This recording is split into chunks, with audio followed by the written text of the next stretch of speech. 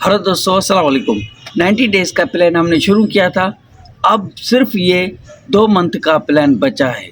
इसमें हम सीएसएस के कंपल्सरी सब्जेक्ट ज़रूर कवर करेंगे और कंप्लीट करेंगे। तो जल्दी से एमसीक्यूज़ नोट डाउन करो। और अगर आपको दूसरे लेक्चर्स चाहिए सीएसएस के एग्ज़ाम्स के लिए, रिटन हो चाहे एमपीटी, कंप्लीट इस चैनल पर सब मटेरियल अवेलेबल है। तो चलो जल्दी जल्दी में एमसीक्यूज़ को कवर करते हैं। पाकिस्तान की दिल्ली सल्तनत तक हम पहुंचे थे। तो दिल्ली सल्तनत की तीसरी डायनास्टी थी तुगलक डायनास्टी। तुगलक डायनास्टी का ये सेकंड रूलर है, मोहम्मद बिन तुगलक। ठीक है, तो फर्स्ट एमसीक्यूज़ आता है, second ruler of Tughlaq dynasty कौन था? मोहम्मद बिन तुगलक। ठीक है, बस जवाब और सवाल। तो दूसरे नंबर पर एमसीक्यू आता है, ओरिजिनल नेम क्या था मोहम्मद बिन तुगलक का? इसका असल नाम था जाना खान। ठीक है। नंबर थर्ड पर एमसीक्यू आता है, रूल पीरियड ऑफ मोहम्मद बिन तुगलक। मोहम्मद बिन तुगलक का कितना पीरियड रहा, कितनी वक्त तक उसने हुकूमत की दिल्ली सल्तनत पर? ये 1325 से लेकर 1358 तक इसकी हुकूमत चली। ठीक है, आगे चलते हैं। फोर्थ नंबर पर इम्पोर्टेंट एमसीक्यूज है, ही सक्सीडेड विच रूलर? इससे पहले कौन रूलर था? सक्सीडेड का मतलब ये तख्त पर चढ़ा, लेकिन इससे पहले कौन था?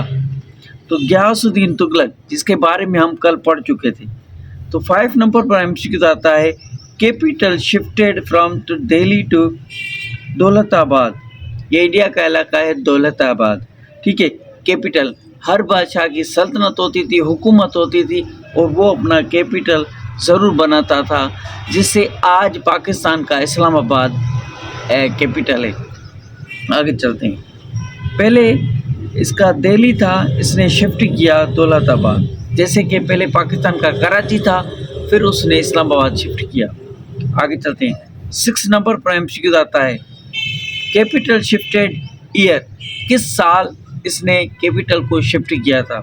इसने 1327 को शिफ्ट किया था। ठीक है, आगे चलते हैं। 7th नंबर पर इम्पोर्टेंट एमसीक्यू है, token currency made of copper and bronze. ये क्या है? ये एक मटेरियल है, ज़मीन से निकलता है, लोहा होता है, चांदी होती है, ये दोनों भी इसी तरीके से मादा मटेरियल है। तो इसकी एक इसने कॉइन बनाई थी, पैसा करेंसी बनाई थी। ठीक है। 8 नंबर पर एमसीक्यू आता है, नोन एज वाइज फूल। अब इसको बेवकूफ़ अक्लमंद किस तरह से इसको हिस्ट्री में कहा गया?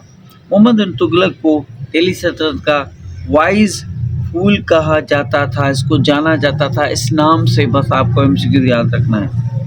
9th नंबर पर एमसीक्यू आता है, एग्रीकल्चर डिपार्टमेंट। ये उस दौर में एग्रीकल्चर का जो सिस्टम है, जो एग्रीकल्चर जो हम खेती बाड़ी करते हैं, उसका एक डिपार्टमेंट बनाया था। उसका नाम क्या था? दीवान कोही, ये इसने बनाया था। ठीक है। 10th नंबर पर इम्पोर्टेंट एंड मोस्ट रिपीटेड, आपके पास पेपर में भी आया था, famous traveller in his court. Ibn Battuta की हिस्ट्री आपने पढ़ी होगी। इसकी कोर्ट का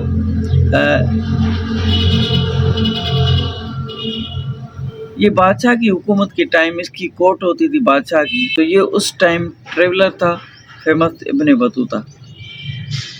11th नंबर पर एमसीक्यू आता है, Khorasan expeditions was planned against.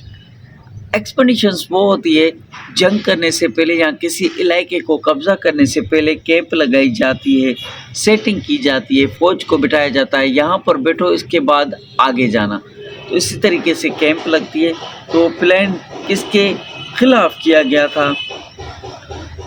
इस बादशाह ने प्लान किया था पर्शिया और सेंट्रल एशिया पर अटैक करने के लिए इसने प्लान बनाया था। सेंट्रल एशिया कहाँ पर है कमेंट में बताएं, पर्शिया कहाँ पर था उस वक्त में वो भी कमेंट में बताएं।